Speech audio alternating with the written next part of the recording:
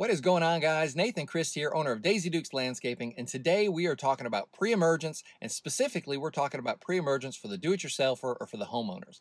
Now, if you want a more informative view on what pre-emergence are and how they work, please click on the link where I'm talking specifically to the landscapers and the lawn care guys. But again, do-it-yourselfers, this video is for you. Now, what we're going to talk about is what is a pre-emergent, how is it used, and when should I put it out? So let's get started.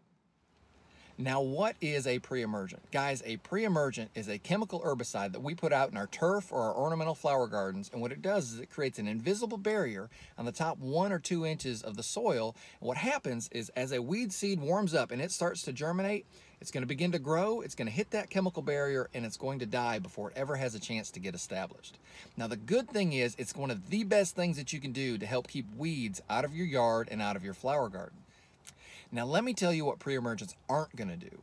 Pre-emergents are not going to take care of any weeds that are already growing. All it's designed to do is stop weeds before they start. That's why it's called a pre-emergent. Now, when's the best time to put it out? Typically, I like to put it out in the late winter or early spring before things warm up and have a chance to really start growing. Now, if you put it out too early, don't worry about it. The only thing it's going to do is it's just not going to last quite as long, and you might have to do a follow-up application a little bit later on in spring.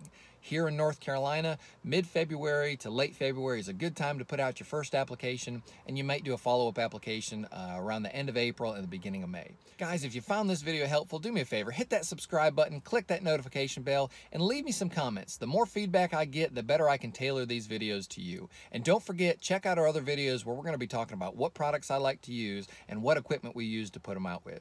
Guys, that's it. As always, I love you, I appreciate you, and God bless.